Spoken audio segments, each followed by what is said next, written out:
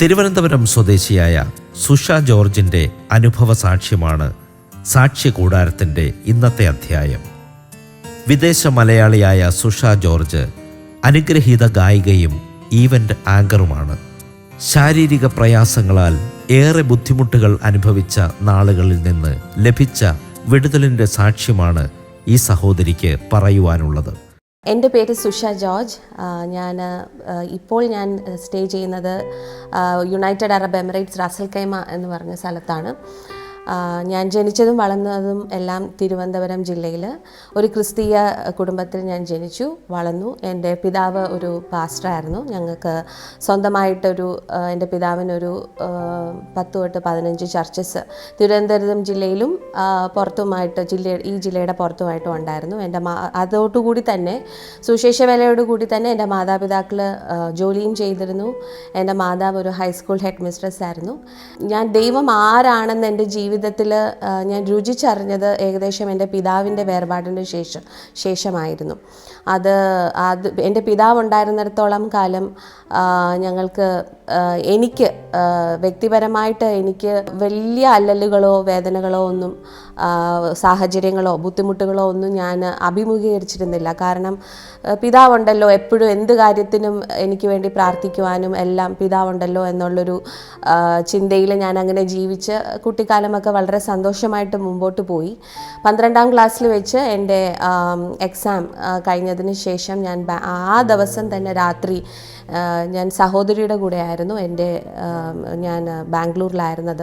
ആ ദിവസം തന്നെ പരീക്ഷ കഴിഞ്ഞ ആ ദിവസം തന്നെ ഉടനെ തന്നെ നാട്ടിൽ പോകണമെന്നിങ്ങനെ എന്നെ ഇങ്ങനെ നിർബന്ധിച്ചു.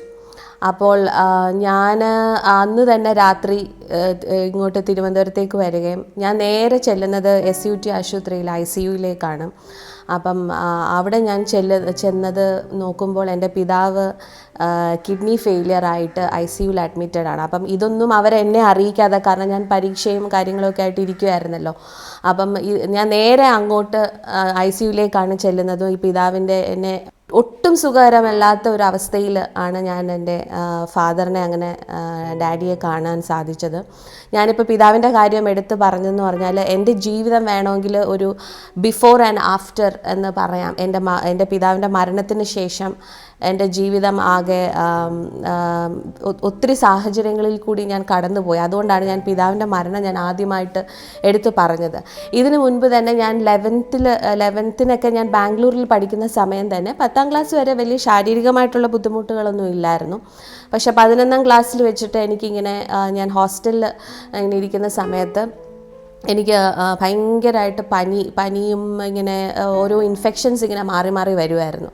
അപ്പം എക്സാമിൻ്റെ ടൈമിൽ എനിക്കിങ്ങനെ ഭയങ്കര പനിയായി, തീരെ വയ്യായികയായി. അങ്ങനെ ഒരു ഡോക്ടറിൻ്റെ അടുക്ക് എൻ്റെ ബ്രദറും എൻ്റെ സിസ്റ്ററും കൂടെ കൊണ്ടുപോയപ്പം അവർ ടൈഫോയിഡ് ആണെന്ന് കണ്ടുപിടിച്ചു. അപ്പോൾ അങ്ങനെ 11th എക്സാം എനിക്ക് എഴുതാൻ കഴിഞ്ഞിട്ടില്ല. ടൈഫോയിഡായിട്ട് ഞാൻ ഹോസ്പിറ്റലിൽ അഡ്മിറ്റായിരുന്നു. അപ്പം ആ ടൈഫോയിഡ് വളരെയേറെ എൻ്റെ ശരീരത്തിനെ അത് ബാധിക്കുകയും ചെയ്തു. അപ്പം ഡോക്ടറും പറഞ്ഞു ഏകദേശം 90% എൻ്റെ ടൈഫോയിഡ് എന്നെ ഇങ്ങനെ ബാധിച്ചു. ഒരു 90% എനിക്ക് ഇൻഫെക്ഷൻ ആയി എന്ന് പറഞ്ഞു. അപ്പം ആ സമയത്തൊക്കെ എൻ്റെ പിതാവിന് വരാൻ പറ്റിയില്ല, ബാംഗ്ലൂരിൽ വരുവാനോ പറ്റിയില്ല, കാരണം ഇവിടെ നാട്ടിൽ നിൽക്കേണ്ട സാഹചര്യമുണ്ടായിരുന്നു. അപ്പം ഒരു ഫോൺ കോളിൽ കൂടി എന്നെ വിളിച്ച് എനിക്കൊന്ന് പ്രാർത്ഥന പ്രാർത്ഥിച്ചു. അതോടുകൂടി ഞാൻ സൗഖ്യമായി. പിറ്റേ ദിവസം ഞാൻ ഹോസ്പിറ്റലിൽ നിന്ന് എന്നെ ഡിസ്ചാർജ് ചെയ്ത് എന്നെ തിരികെ കൊണ്ടുപോകുമായിരുന്നു. അപ്പം ഞാൻ പറഞ്ഞു വന്നത്, ആ സമയം വരെയും ഞങ്ങൾക്ക് ഹോസ്പിറ്റലിൽ പോകാനോ അങ്ങനത്തെ ഉള്ളൊരു സാഹചര്യങ്ങൾ വന്നിട്ടില്ല. കാരണം എൻ്റെ പിതാവിന് രോഗശാന്തി എന്നുള്ളൊരു വരം ഒത്തിരി ദൈവം പിതാവിനെ അങ്ങനെ ഉപയോഗിച്ചു. അനേകം ആൾക്കാർ സിക്കായിട്ടുള്ള അനേകം ആൾക്കാർ ഭവനത്തിൽ വരികയും പിതാവിൻ്റെ അടുത്ത് വരികയും എൻ്റെ ഡാഡിയുടെ അടുത്ത് വരികയും പ്രാർത്ഥിക്കുകയൊക്കെ ചെയ്തിട്ടുണ്ട്. അപ്പം ഈ 12ാം ക്ലാസ്സിൽ വെച്ച് ഞാൻ എൻ്റെ ഡാഡിയെ അങ്ങനെ ഈ ഒരു ICUയിൽ വെച്ച് കാണുമ്പോൾ എനിക്ക് പിന്നെ മുമ്പോട്ടുള്ള ജീവിതം എനിക്ക് എങ്ങനെയാണെന്ന് അറിയില്ല. കാരണം എന്നെ സംബന്ധിച്ചും വളരെ ക്രൂഷ്യലായിട്ടുള്ളൊരു ഇയറാണ് 12ാം ക്ലാസ് എന്ന് പറയുന്നത്.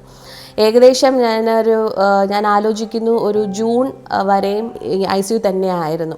അപ്പോൾ ഓരോ ദിവസവും എൻ്റെ പ്രതീക്ഷ എന്ന് പറയുന്നത് എൻ്റെ പിതാവ് സുഖമായിട്ട് തിരിച്ചു വരും, പഴയതുപോലുള്ളൊരു ജീവിതം കാണും എന്ന് ഞാനിങ്ങനെ പ്രതീക്ഷിക്കുകയും ഞാൻ പിതാവിനെ ശുശ്രൂഷിക്കുകയും, എൻ്റെ മാതാവ് മാത്രമേ ഉള്ളൂ, സഹോദരനും ബ്രദറും സിസ്റ്ററും ഒക്കെ പുറത്തായിരുന്നു അവർ. അപ്പം ഞാനിങ്ങനെ ഓരോ പ്രതീക്ഷയിൽ എൻ്റെ ഓരോ ദിവസവും ഞാനിങ്ങനെ പോയിക്കൊണ്ടിരുന്നു. അങ്ങനെ 2 മാസങ്ങളോളം കഴിഞ്ഞു. പക്ഷേ എൻ്റെ ഡാഡി എപ്പോഴും പറയുമായിരുന്നു, എനിക്ക് സമയമായി പോകാൻ, ഞാൻ ഇനി തിരികെ ഒരു പക്ഷേ ജീവിതത്തിലേക്ക് ഇല്ല എന്ന് പറയുമ്പോൾ പോലും ഞാനും എൻ്റെ മദറും എപ്പോഴും ഇങ്ങനെ ചിന്തിച്ചിരുന്നു. കാരണം ഡാഡി ഇല്ലാത്തൊരു ജീവിതം ചിന്തിക്കാൻ പോലും കഴിയാത്തൊരു സന്ദർഭങ്ങളായിരുന്നു. കാരണം ചർച്ചുകളുണ്ട് ഇത്രയും, പിന്നെ അങ്ങനെ ഒത്തിരി ഉത്തരവാദിത്തങ്ങളുണ്ടായിരുന്നു. ജൂൺ 23-ാം തീയതി എൻ്റെ പിതാവ് ഈ ലോകത്തിൽ നിന്ന് പോയി. അപ്പം അതിനുശേഷം എന്ത് ചെയ്യണമെന്നറിയാതെ എൻ്റെ മാതാവ്, കാരണം ഇങ്ങനെ ചർച്ചുകളുണ്ട്, ഞങ്ങളുടെ ചർച്ചിൽ വരുന്ന ആൾക്കാരുണ്ട്, ഇവരെല്ലാം എന്ത് ചെയ്യണമെന്നറിയാതെ ഇങ്ങനെ നിന്നൊരു സമയത്ത് പിന്നെ ഈ ചർച്ചയെല്ലാം വേറെ ഡിനോമിനേഷൻസിനും ഓർഗനൈസേഷൻസിനും കൊടുക്കുകയും എല്ലാം ചെയ്തു. പിന്നെ ഉള്ളൊരു ജീവിതം എന്ന് പറഞ്ഞാൽ ഞാനും മാതാവും മാത്രമായിരുന്നു.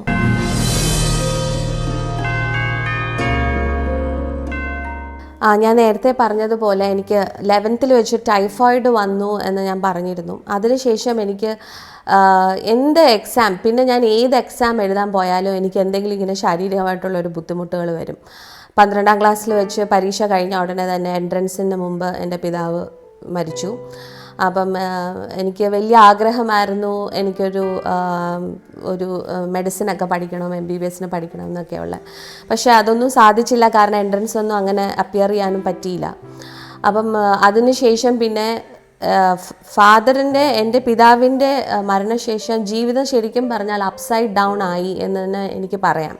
കാരണം എൻ്റെ മാതാവും പിതാവിൻ്റെ വേർപാടിന് ശേഷം ഭയങ്കരമായിട്ട് വളരെ ഒരു ഡിപ്രഷൻ പോലെ ആകുകയൊക്കെ ചെയ്തായിരുന്നു.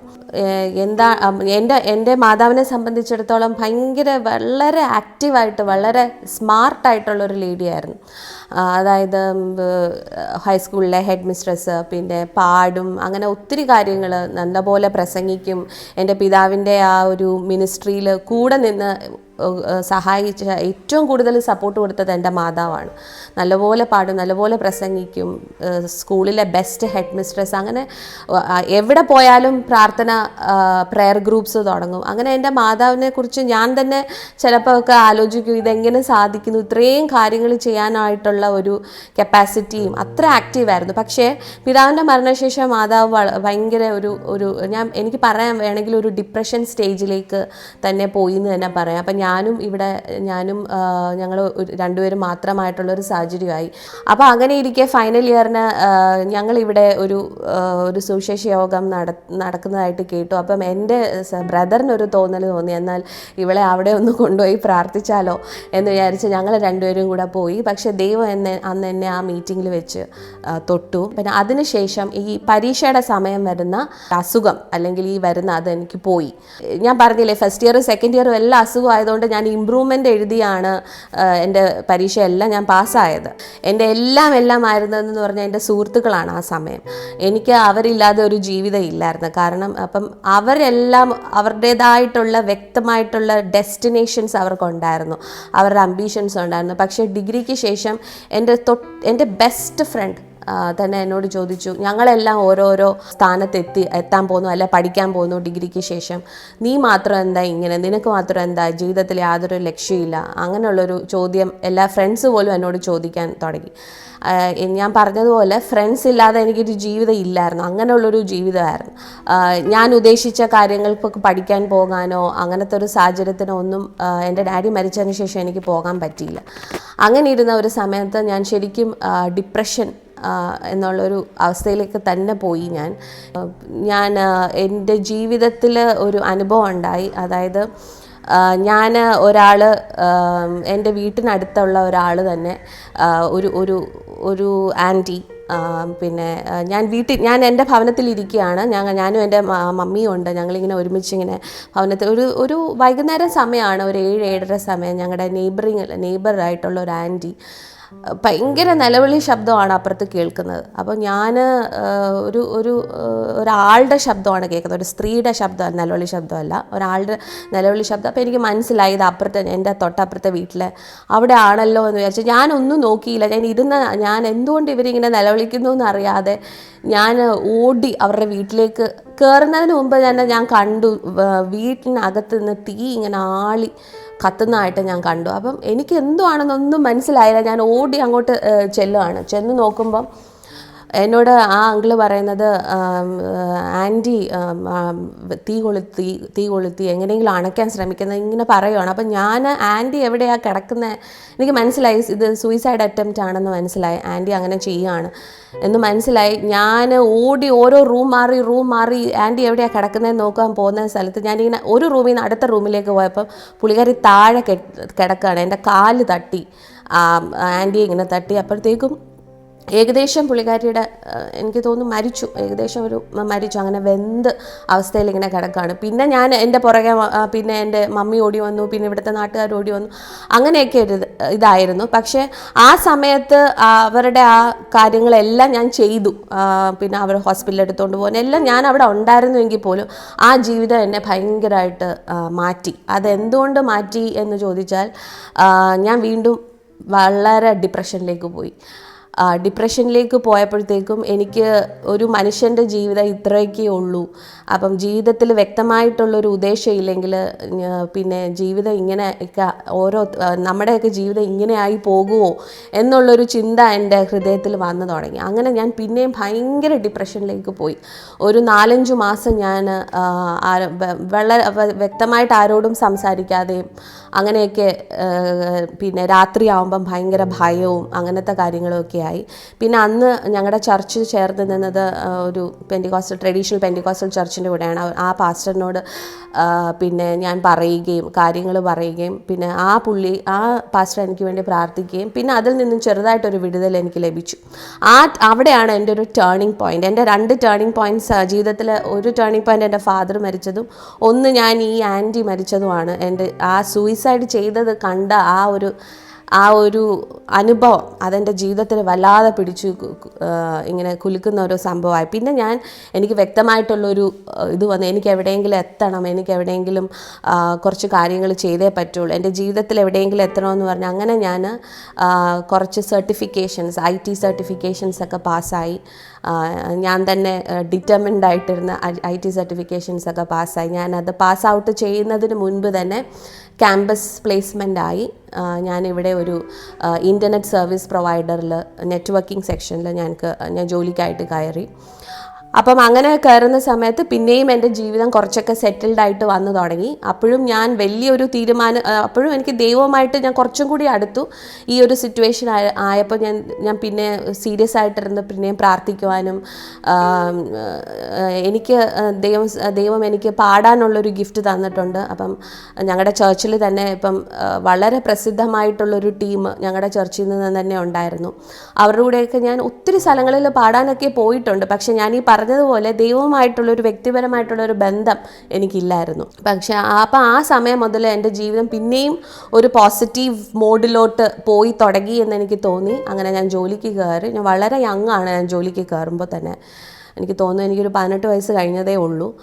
അപ്പം ഞാൻ അങ്ങനെ ജോലിക്കെല്ലാം കയറി 18-19 വയസ്സായപ്പോഴാണ് അങ്ങനെ ജീവിതം പോയിക്കൊണ്ടിരുന്നു. പക്ഷേ ആ സമയം മുതൽ ഞാൻ ജോലിക്ക് പ്രവേശിച്ചു ഒരു 4-5-6 മാസത്തിന് ശേഷം തന്നെ എനിക്ക് എൻ്റെ മമ്മിയുടെ സ്വഭാവത്തിൽ എനിക്ക് കുറച്ച് വ്യത്യാസങ്ങൾ കണ്ടു തുടങ്ങി. ചെറിയ മാറ്റങ്ങൾ സംഭവിച്ചു. അതായത് നോർമലല്ല, അബ്നോർമലായിട്ടുള്ള കുറേ പ്രവൃത്തികളല്ല മമ്മി തീരെ ഓർമ്മയില്ലാത്ത കാര്യങ്ങളൊക്കെ ചെയ്തു തുടങ്ങി. അതായത് എൻ്റെ കൂടെ ഇരുന്ന് ബ്രേക്ക്ഫാസ്റ്റ് കഴിക്കും. അത് കഴിഞ്ഞ് ഞാൻ ജോലിക്ക് പോകാനായിട്ട് റെഡിയായിട്ട് ഇറങ്ങുമ്പോൾ മമ്മി പിന്നെ ഇരുന്ന് ബ്രേക്ക്ഫാസ്റ്റ് കഴിക്കുന്നത് കാണും. അപ്പം 1-2 പ്രവൃത്തികൾ ഞാനിങ്ങനെ കണ്ടപ്പോൾ ഞാൻ വിചാരിച്ചാൽ അത് ചിലപ്പോൾ സ്ട്രെസ്സൊക്കെ കൂടിയതിൻ്റെ ഒരു പ്രശ്നമായിരിക്കുമെന്ന് വിചാരിച്ചു. പിന്നെ ഇതിങ്ങനെ കൂടി ഇങ്ങനെ പോയപ്പോഴത്തേക്കും എനിക്ക് നല്ലൊരു ജോബ് ചെന്നൈയിൽ കിട്ടി. അപ്പം ഞാൻ അങ്ങോട്ട് പോകാനുള്ളൊരു സാഹചര്യത്തിൽ ഇങ്ങനെ എല്ലാം റെഡി ആയിട്ട് ഇങ്ങനെ നിൽക്കുമ്പം എനിക്ക് എൻ്റെ മമ്മിയുടെ ഈ ചേഞ്ചസ് എനിക്ക് അങ്ങോട്ട് ഉൾക്കൊള്ളാൻ പറ്റാത്ത ഒരു സ്ഥിതിയായി തുടങ്ങി. കാരണം പിന്നെ ഭയങ്കര ഡിസ്റ്റർബൻസസ് ആയി, ഞങ്ങൾ തമ്മിലുള്ള ബന്ധത്തിൽ തന്നെ ഡിസ്റ്റർബൻസ് ആയി. അപ്പോൾ എന്തുകൊണ്ട് മമ്മി ഇങ്ങനെ കാണിക്കുന്നു എന്നെല്ലാം ഞാനിങ്ങനെ വിചാരിച്ചിരിക്കുന്ന സമയത്താണ് എന്നാൽ പിന്നെ ഒരു ഡോക്ടറിനെ കാണിക്കാം, മമ്മിക്ക് എന്തെങ്കിലും പ്രശ്നങ്ങളുണ്ടോ എന്ന് പറഞ്ഞ് ഡോക്ടറിനെ കാണിക്കുമ്പം അന്ന് ഒരു ന്യൂറോ സർജനെ കാണിക്കാൻ പറഞ്ഞു. അങ്ങനെ ആ ന്യൂറോ സർജനിൽ കാണിച്ചപ്പോഴത്തേക്കാണ് അൽസൈമേഴ്സ് എൻ്റെ മാതാവിനെ കൺഫേം ചെയ്തു. ഇങ്ങനെ അപ്പം അന്നൊന്നും അൽസൈമേഴ്സ് എന്താണെന്നോ അതിനെക്കുറിച്ചിട്ടുള്ളൊരു അവയർനെസ്സോ ഒന്നും എനിക്ക് പ്രത്യേകിച്ചില്ല. പിന്നെ ആർക്കും അതിനെക്കുറിച്ച് വലിയൊരു ഐഡിയ ഇല്ല ആ ഒരു അസുഖത്തിനെക്കുറിച്ച്. അപ്പം എൻ്റെ മാതാവ് പിന്നെ എനിക്ക് ചെന്നൈയിൽ ജോബും ആയത് എൻ്റെ മമ്മി ഇവിടെ ഒറ്റയ്ക്കായിരുന്നു, എൻ്റെ ഭവനത്തിൽ ഒറ്റയ്ക്കായിരുന്നു. പക്ഷേ ദിവസങ്ങൾ കഴിയുന്തോറും മമ്മിയുടെ കണ്ടീഷൻ ഇങ്ങനെ ഒത്തിരി വേഴ്സായി തുടങ്ങി. എൻ്റെ ജീവിതം പിന്നെയും വേറൊരു തലത്തിലേക്ക് ഞാൻ പണ്ട് പോയതിനെക്കാട്ടിലും വീണ്ടും വല്ലാത്തൊരവസ്ഥയിലേക്ക് പോയി. കാരണം ഈ അൽസൈമേഴ്സ് എന്നുള്ളൊരു രോഗം ഞാൻ ഇപ്പോഴും വിചാരിക്കുന്നത് അത് കഴിയുമെങ്കിൽ ഒരു മനുഷ്യനും വരരുത് എന്ന് ഞാൻ പ്രാർത്ഥിക്കുകയും ആഗ്രഹിക്കുകയും ചെയ്യുന്ന ഒരാളാണ്. കാരണം അതിൻ്റെ വേഴ്സ്റ്റ് ആയിട്ടുള്ളൊരു സിറ്റുവേഷൻസിൽ കൂടി ഞാൻ പോയിട്ടുണ്ട്. കാരണം ഇവരെങ്ങനെ റിയാക്ട് ചെയ്യും, എന്ത് റിയാക്ട് ചെയ്യും ഒന്നും നമുക്ക് പ്രവചിക്കാൻ പറ്റത്തില്ല. ഇവരെങ്ങനെ ആയിരിക്കും നമ്മളോട് ചെയ്യുന്നത്, നമുക്ക് എന്തു പറഞ്ഞ് ഇവരെ ആശ്വസിപ്പിക്കാൻ പറ്റും. നിൽക്കുന്ന നിപ്പിൽ വീട്ടിൽ നിന്ന് ഇറങ്ങിപ്പോകും. അവർക്ക് വേറെ പല ക്രേസി തോട്ട്സാണ് അവരുടെ മനസ്സിൽ വരുന്നത്. അപ്പോൾ എനിക്കിതൊന്നും അക്സെപ്റ്റ് ചെയ്യാൻ പറ്റത്തില്ല. ഞാൻ വളരെ യങ് ആയിട്ടുള്ളൊരു സ്റ്റേജുമാണ്. അപ്പം ഞാൻ കുറേയൊക്കെ ആദ്യം വിചാരിച്ചത് എൻ്റെ മമ്മിക്ക് എന്നോട് എന്തോ ഭയങ്കര ദേഷ്യമാണെന്ന് വിചാരിച്ച്.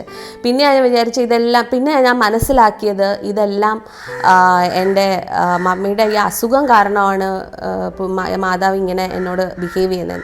പക്ഷെ ഞാനിത് എടുത്തു പറഞ്ഞതിൻ്റെ കാര്യം എന്താണെന്ന് പറഞ്ഞാൽ, ഈ ഒരു അസുഖം വന്നപ്പോൾ ഞങ്ങളുടെ ചുറ്റുപാടുമുള്ള ഞങ്ങളുടെ കൂടെ നിന്നിരുന്ന എല്ലാവരും ഞങ്ങളെ ഉപേക്ഷിച്ചു.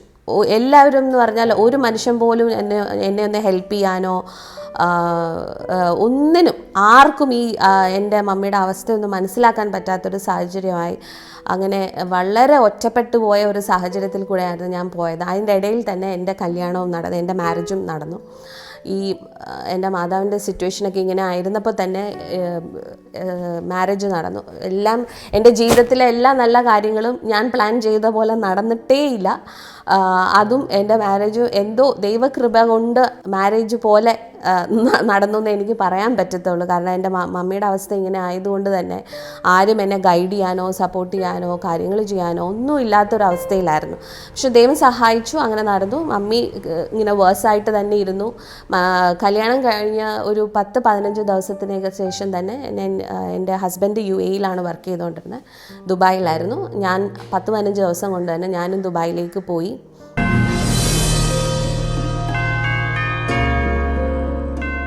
Life was okay actually. കുറച്ച് സാമ്പത്തികമായിട്ടുള്ള ബുദ്ധിമുട്ടുകൾ ഉണ്ടായിരുന്നുവെങ്കിൽ പോലും ജീവിതം അങ്ങനെ ഒരു നോർമൽ സ്കെഡ്യൂളിൽ അങ്ങനെ പോയി. അങ്ങനെ മുമ്പോട്ട് പോയിക്കൊണ്ടിരുന്ന സമയത്ത് ദൈവം സഹായിച്ച് എനിക്ക് നല്ലൊരു ജോലിയിൽ പ്രവേശിക്കുവാൻ കഴിഞ്ഞു. എൻ്റെ ഹൃദയം എപ്പോഴും എൻ്റെ മാതാവിൻ്റെ കൂടെയായിരുന്നു. കാരണം എപ്പോഴും ഇങ്ങനെ മമ്മിക്ക് ഇങ്ങനെ സുഖമില്ലാതെ ഇങ്ങനെ വരുന്നു. പിന്നെ അങ്ങനെയൊക്കെയുള്ളൊരു സാഹചര്യം കൊണ്ട് എൻ്റെ ജോലി ഞാൻ നിർത്തിയിട്ട് ഞാൻ ബിസിനസ്സിലേക്ക് കടന്നു. എനിക്ക് 2-3 പാർട്ട്നേഴ്സുമായിട്ടുള്ളൊരു ബിസിനസ്സിലേക്ക് തുടങ്ങി. അപ്പോൾ ബിസിനസ്സിലേക്ക് കടന്ന സമയത്ത് ആദ്യത്തെ 6 മാസം ഒത്തിരി സ്ട്രഗിൾ ചെയ്തുവെങ്കിലും പിന്നെ ഞാൻ വളരെ സക്സസ്ഫുൾ ആയിട്ടുള്ളൊരു ബിസിനസ് പേഴ്സണായി മാറി. അങ്ങനെ മാറിയതിന് ശേഷം ഏകദേശം ഒരു 4-5 കമ്പനികൾ എനിക്ക് ദുബായിൽ എനിക്ക് സെറ്റ് ചെയ്യാൻ കഴിഞ്ഞു. ഞാനൊരു 5 ഫേംസിൻ്റെ ഓണറായി. അങ്ങനെ ഇരിക്കും. ഒരു മൂന്നാമത്തെ കമ്പനി, 2ാമത്തെ കമ്പനിയൊക്കെ ഉണ്ടാക്കിയ സമയത്ത് എൻ്റെ മദറിൻ്റെ ഇങ്ങനെ ഹെൽത്ത് ഭയങ്കരമായിട്ട് വേഴ്സായി എന്ന് ഞാൻ അറിയാൻ സാധിച്ചു. അങ്ങനെ ഇരുന്ന സമയത്ത് ഞാനും എന്നാൽ പിന്നെ കുറച്ച് ദിവസം മമ്മിയുടെ കൂടെ പോയി നിൽക്കാം, നാട്ടിൽ വന്ന് മമ്മിയുടെ കൂടെ നിൽക്കാമെന്ന് പറഞ്ഞ സ്ഥലത്ത് ഞാൻ എൻ്റെ ഓഫീസിൽ നിൽക്കുകയായിരുന്നു. അപ്പോൾ എനിക്ക് കുറച്ച് മാസങ്ങളായിട്ട് ഇങ്ങനെ ഒരു സ്ലൈറ്റ് പെയിൻ ഉണ്ട്, അബ്ഡോമിൻ പെയിൻ ഉണ്ട്, സ്റ്റൊമക്ക് പെയിൻ ഇങ്ങനെ വരുമായിരുന്നു. പക്ഷെ അതത്ര കാര്യമാക്കിയില്ല. അങ്ങനെ ഇരുന്ന സമയത്ത് ഞാൻ ഒരു ദിവസം ഓഫീസിൽ വെച്ച് ഭയങ്കര സിവിയർ പെയിൻ വന്ന് ഞാൻ അൺകോൺഷ്യസ് ആയിട്ട് ഞാൻ ഓഫീസിൽ വീഴാൻ ദുബായിൽ വെച്ചിട്ടാണിത്. എൻ്റെ ഓഫീസിൽ ഞാൻ വീണു. അങ്ങനെ തന്നെ എന്നെ ഹോസ്പിറ്റലിലേക്ക് കൊണ്ടുപോയി. ഏകദേശം ഒരു ദിവസം മുഴുവനും ഞാൻ ഹോസ്പിറ്റലിൽ ചെക്ക് ചെയ്ത് അവസാനം സ്കാൻ റിപ്പോർട്ടൊക്കെ വന്നിട്ട് എത്രയും പെട്ടെന്ന് നാട്ടിൽ പോവുക, എത്രയും പെട്ടെന്ന് സർജറി ചെയ്യുക, ഇതായിരുന്നു അവർക്ക് പറയാനുള്ള ഒരൊറ്റ ഇത്. ഇതിന് വേറെ ക്യൂർ ഇല്ല എന്ന് എന്നോട് പറഞ്ഞു. എനിക്കൊരു കാര്യം ദൈവം എനിക്കൊരു ഒരു ഒരു വരമല്ലാതെ, ദാറ്റ്സ് നോട്ട് എ ഗിഫ്റ്റ്, പക്ഷെ ദൈവം എനിക്ക് വരാൻ പോകുന്ന കാര്യങ്ങൾ ദൈവം എന്നെ ദർശനത്തിൽ കാണിക്കും, മുൻകൂട്ടി തന്നെ കാണിക്കും.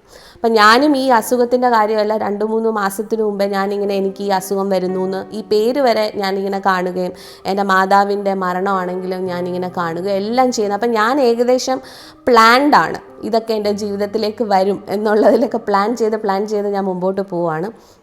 അങ്ങനെ ഞാൻ എൻ്റെ സർജറി ചെയ്തേ പറ്റുള്ളൂ എന്ന് പറഞ്ഞിട്ട്, അതായത് ഈ അസുഖത്തിൻ്റെ പ്രത്യേകത എന്ന് പറഞ്ഞാൽ നമുക്ക് ഇൻറ്റേർണൽ ബ്ലീഡിങ്, സ്റ്റൊമക്കിനകത്ത് ഇൻറ്റേർണൽ ബ്ലീഡിങ് വരും. അതാണ് ഈ അസുഖത്തിൻ്റെ പ്രത്യേകത. അപ്പോൾ ഞാൻ പിന്നെ നാട്ടിലേക്ക് വരുന്നു. പക്ഷേ എനിക്ക് സർജറി ഒന്നും ചെയ്യാൻ കഴിഞ്ഞില്ല, കാരണം മാതാവ് വളരെ ക്രിട്ടിക്കൽ സ്റ്റേജിലായിരുന്നു. എൻ്റെ അനുഭവങ്ങൾ ഒത്തിരി ഉണ്ട് എൻ്റെ മാതാവിനെ സംബന്ധിച്ച് പറയാൻ. അതിലേറ്റവും എന്നെ ടച്ച് ചെയ്തതെന്ന് പറഞ്ഞാൽ എൻ്റെ മമ്മിക്ക് എന്നെ ഓർമ്മയില്ലായിരുന്നു. അപ്പം ഞാൻ അടുത്ത് വന്ന് ആരാണെന്ന് ചോദിക്കുമ്പം എനിക്കറിയത്തില്ല എന്ന് പറയും. എനിക്കറിയില്ല, നീ ആരാന്ന് എന്നോട് ഇങ്ങോട്ട് തിരിച്ച് ചോദിക്കും. അത് സ്വന്തം മാതാവ് ഒരു മകളോട് അങ്ങനെ ചോദിക്കുമ്പം ഉണ്ടാകുന്ന ഒരു മാനസികാവസ്ഥ എനിക്ക് ഒത്തിരി അത് വല്ലാത്തൊരവസ്ഥയിലായിരുന്നു ഞാൻ. അപ്പം പക്ഷേ തിരിച്ചറിഞ്ഞ ഒരു നിമിഷമുണ്ട്, മരിക്കുന്നതിന് മുൻപ് ഒരു നിമിഷം തിരിച്ചറിഞ്ഞു.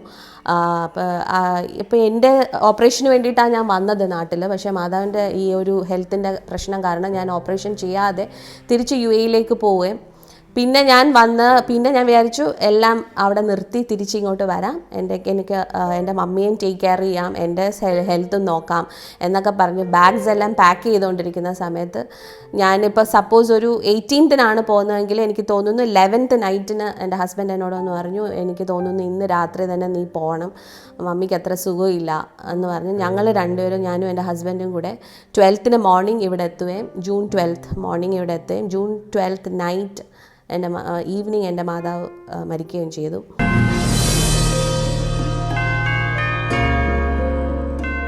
ഒരുവിധം ശരിയായി വന്ന എൻ്റെ ജീവിതം പിന്നെയും ഒരു അപ്സൈഡ് ഡൗൺ ആയി. ഞാൻ പിന്നെയും ഡിപ്രഷനിലേക്ക് പോയി. പിന്നെ അത് കഴിഞ്ഞ് പിന്നെ 5-6 ദിവസത്തിന് ശേഷം എൻ്റെ സർജറിയാണ്. അങ്ങനെ എല്ലാ സർജറിയൊക്കെ കഴിഞ്ഞു. പിന്നെ എൻ്റെ ജീവിതത്തിൽ നിന്ന് എനിക്ക് തോന്നുന്നു എനിക്കൊരു കംബാക്ക് ഉണ്ടായിരുന്നില്ല, കുറേ നാൾ ഒരു കംബാക്ക് ഉണ്ടായിരുന്നില്ല. ഇങ്ങനെ ഒരു ഡിപ്രഷൻ സ്റ്റേജിൽ തന്നെ ഞാൻ കണ്ടിന്യൂ ചെയ്തു കുറേ നാൾ. അപ്പം ഇതിൻ്റെ ഇടയിൽ എനിക്ക് ബിസിനസ്സുണ്ട്, അവിടെ പോകും, ആ കാര്യങ്ങളെല്ലാം നോക്കുമെങ്കിലും എനിക്ക് പിന്നെയും എൻ്റെ ജീവിതം എനിക്ക് ഒരു ലക്ഷ്യമില്ലാത്തതുപോലെ ആയി. പിന്നെയും ഇതിൻ്റെ ഇടയിൽ തന്നെ ഈ വർഷങ്ങളിൽ തന്നെ എനിക്ക് പിന്നെയും ഒരു 2 സർജറിയും കൂടെ കഴിഞ്ഞു.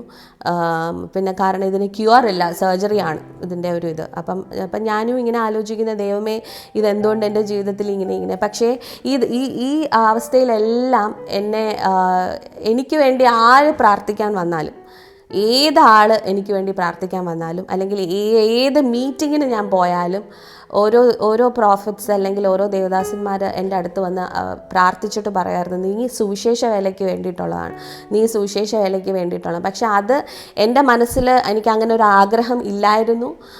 ഓക്കെ, എനിക്ക് കൂടിപ്പോയാൽ എവിടെയെങ്കിലും പോയി നിന്ന് പാടാം. പിന്നെ ഞാൻ അവിടെ ഒത്തിരി ഈവൻറ്റ്സ് കണ്ടക്ട് ചെയ്യുന്നുണ്ട്, ഞാൻ ക്രിസ്ത്യൻ ഈവൻറ്റ്സ് ആങ്കർ ചെയ്യാറുണ്ട്. അങ്ങനെയൊക്കെയുള്ള ഇതൊക്കെ ആയിരിക്കും സുവിശേഷ വേല എന്ന് ഞാൻ ചിന്തിച്ചു പോയിരുന്നു. പക്ഷേ ദൈവം എന്നെ പിന്നെയും പഴയ ഒരു അവസ്ഥയിലേക്ക് എന്നെ കാണിച്ചു.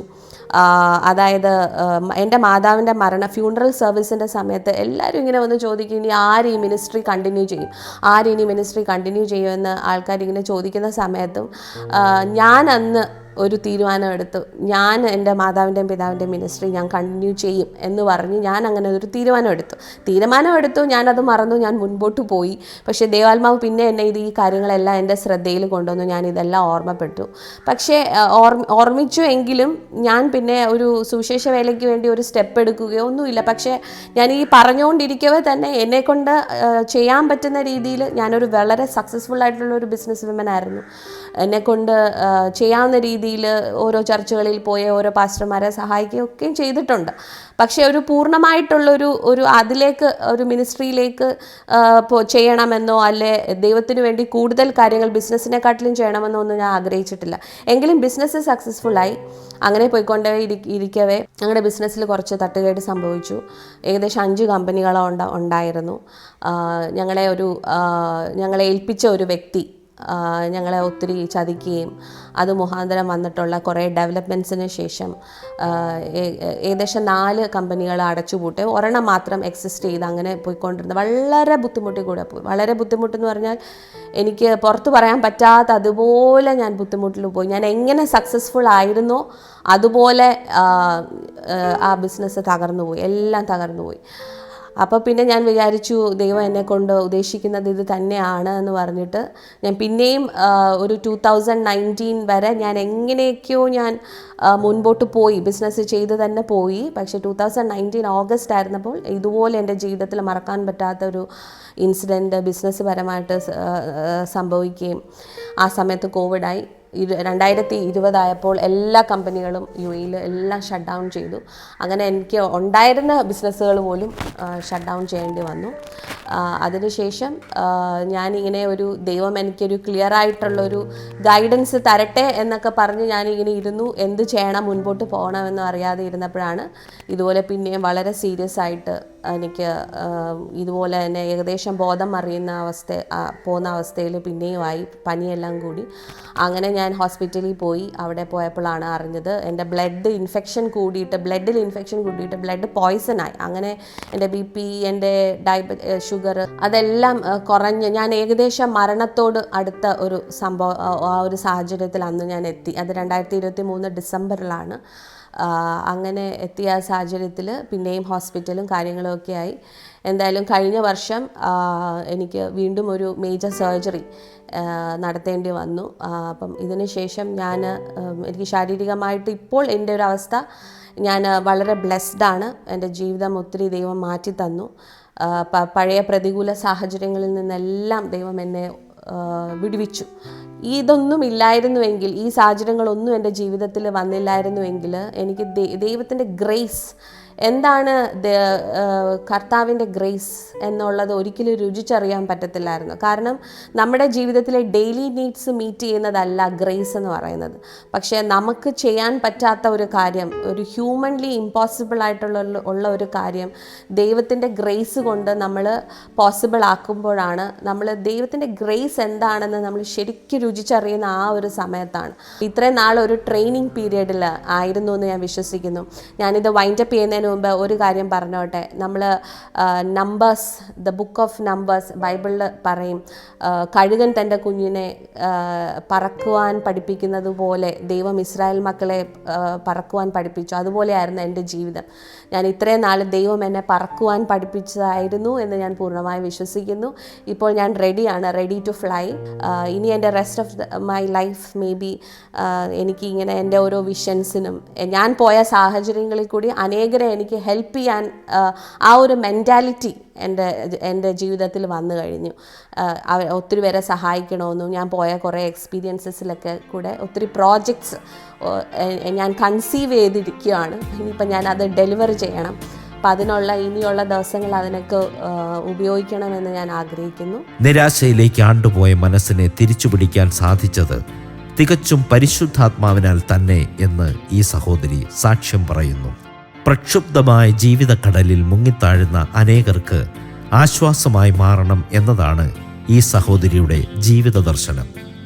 കൂടുതൽ ദൈവകൃപയോടെ ഉയരങ്ങളിലേക്ക് പറക്കാൻ ദൈവം സുഷയ്ക്ക് കൂടുതൽ കരുത്ത് നൽകട്ടെ എന്ന് നമുക്ക് പ്രാർത്ഥിക്കാം. യേശു എന്നെ